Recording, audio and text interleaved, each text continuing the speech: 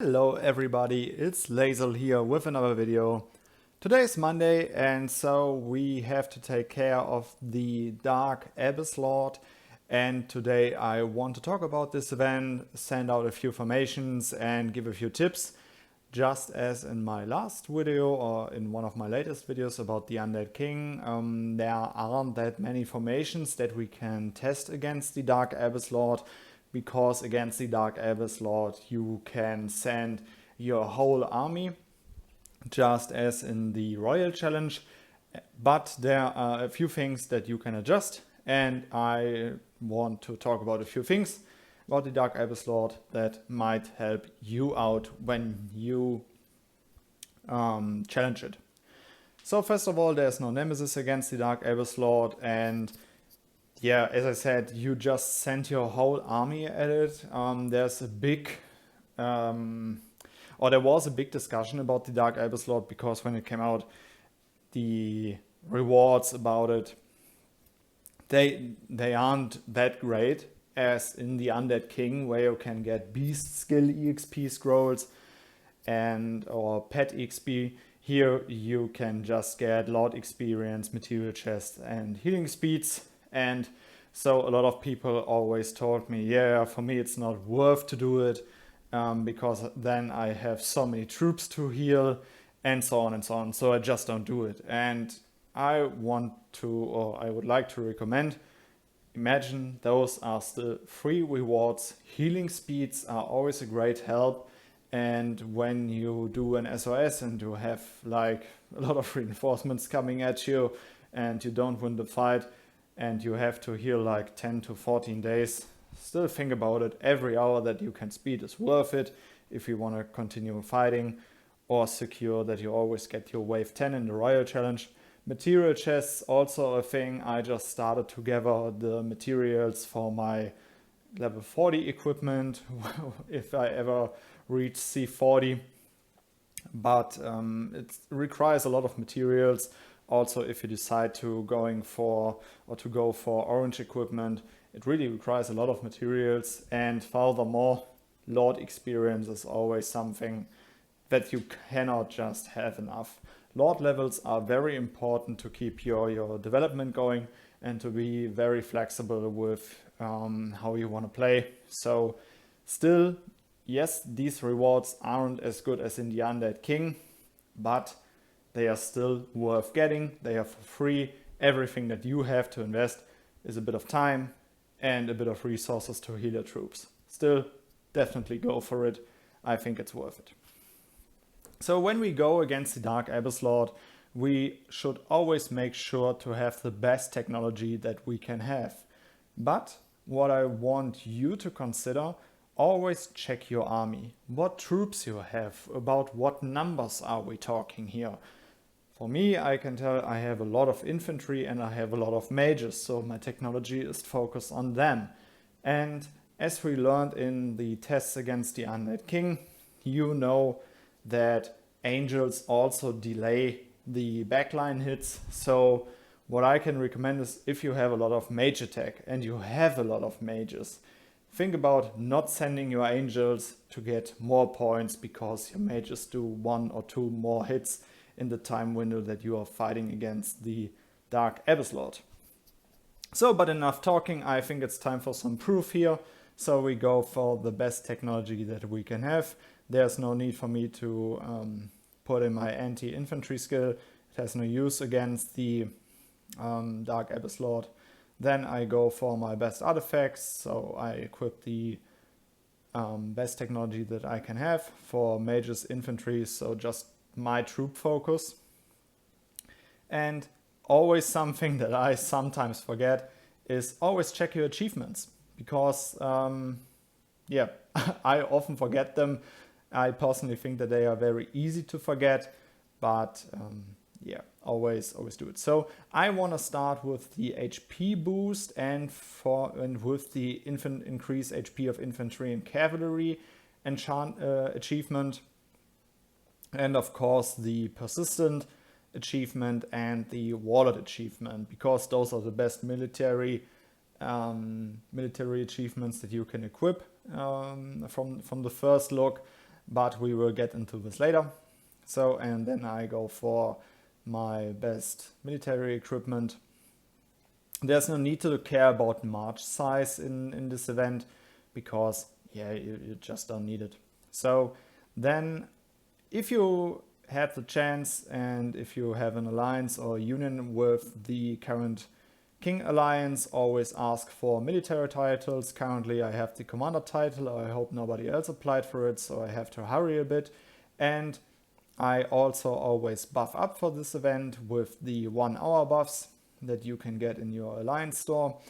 Always try to combine these events with things like the Defiant Trial, because it really pays off to do as much as possible with the buffs that you activate for an hour. I will also do the Defiant Trial. Sadly, my fast expansion isn't up, but yeah, okay, you cannot always time everything.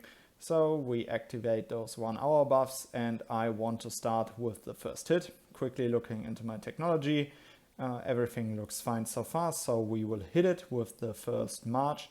We send everything for the start, and then we look into the report to see what's up with this. Quickly reading everything, going back and waiting for our army to hit. And here are the points. So we will quickly look into the replay. We have 2.2 points, and you can see that it starts to hit the infantry, 4.1k losses on every hit. Then there comes this AoE damage that we know from the Defiant Trial. And what you should see and always consider, check the losses. There aren't that many. For example, here on the archers, you can always see like 10 losses, 10 to 11. And always 4.1k losses in the infantry. So what I want you to consider, first of all, always check the amount of troops that you have, and always check your focus of your technology. So what I want to show you now is that if we change the achievements, because if we take off the additional health from the whole army, those 7.5%, we will add something else, because we will add the War Machine achievement, because it gives our front row troops 10% more attack. We lose 4.1k infantry on every hit. This number will go up, but as you might have seen here in the replay, we have, or the Dark Abyss Lord doesn't even kill one of our infantry pools. So with the even infantry pool, those 558k, they never get touched just by the AoE skill, and it doesn't even do that much damage. So I want to show you that if you have a lot of frontline, it can really pay off to say, okay, I focus more on attack than on HP, because the area of effect damage from the Dark Abyss Lord doesn't even do that much damage. And if we focus more attack, we get more points. So with the new achievement, we will go for another attack. Never forget that also in the Dark Abyss Lord, your Mystic College works. So if you have things like the Fatal Hit, it can trigger. So it's always nice to focus that in the Mystic College. So now we get 2.2 points again, but you can see if we compare them with each other, it got a bit more. It might have also been that there have been more fatal hit triggers in the first report than here in the second. And still, yeah, that might be a thing. It's not always easy to track those fatal hit triggers, but those are more points. And now I want to show you something else, because I have a lot of mages in my backline. We can quickly check in this replay. You can see like 824k of even mages and 471k of odd mages. So yeah, of course, a few archers still from my old times, but I only focus on mages. So, and just to delay their attacks by 1 or 2 seconds and maybe lose 1 or 2 hits of them to have like 99k of angels with me is something that I don't think is really worth it. So in the next hit we will send the whole army, but we will take out all the angels. So our backline attacks a bit earlier. So we will go for it and now check this point difference out. As I said, no angels in this march, only the normal troops from the barracks, no angels.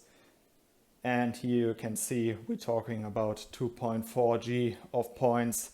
So we can tell that if you have a backline with a lot of numbers of troops, it really pays off to send no angels, and by that you don't delay your backline to attack, because these 1 or 2 additional attacks of your backline really give you a point advantage that really pays off and gives you more rewards, and maybe also better ranking, which might end in more rewards.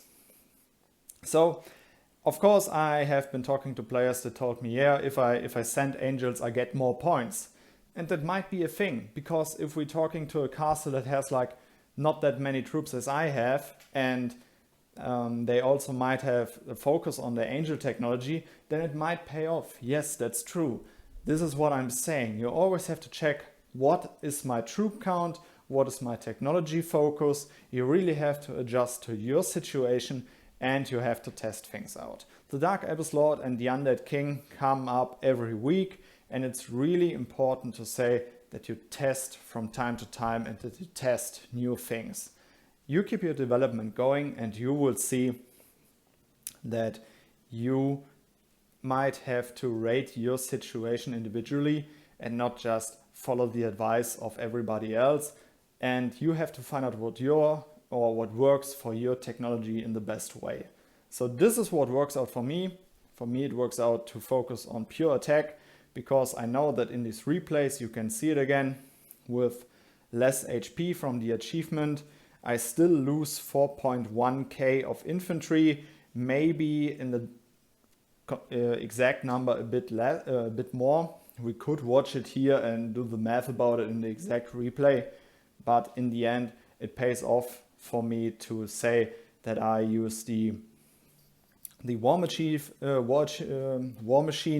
achievement to buff up my infantry, because I have like maybe 1 million of infantry, and in the time it really pays off to have the War Machine achievement to also boost their attack and not think about the whole health pool of my whole army, because the AoE damage of the Dark Abyss Lord doesn't do that much damage to the whole army, and by that I can get the maximum amount of points for my troop count. Currently my ranking is pretty okay, or it's getting even better.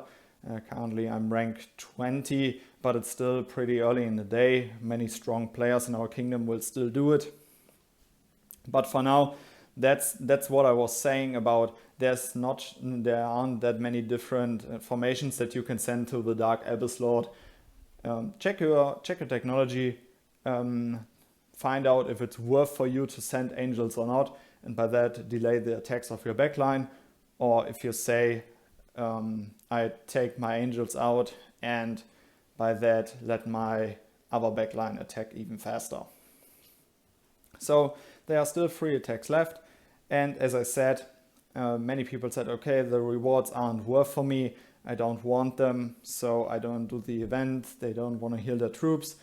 Remember again, those rewards, except for the healing speeds, aren't temporarily, they are permanently, and troops that you have to heal are just temporarily, they will come back. So those are 3 rewards, might not be the best as compared to the Undead King, but it really pays off in my opinion to do this event with the best technology that you can have. Also check your Colossus. I personally go for the 70 Colossus currently, because I like the boost that you can get from unlocking level 70, and yeah, it really, in my opinion, it is very good for me, and I also don't like to change my Colossus all the time. So we will go for the last hit, then we can see my point total again. But in the end, just giving out a few tips how you can handle the Dark Abyss Lord. So last hit incoming. With that, I can say I hope that this video gave you a few tips and will help you to perform maybe a bit better in the Dark Abyss Lord. And yeah, enjoy doing this event. I am done now. Currently my ranking is 7th place, and yeah, of course I still will drop. Many players will still do it, but this is how I got the best performance out of my formation, out of my technology, and out of my troops. As I said, I hope that this helped you. And yeah, I would say see you in the next video. Goodbye, guys.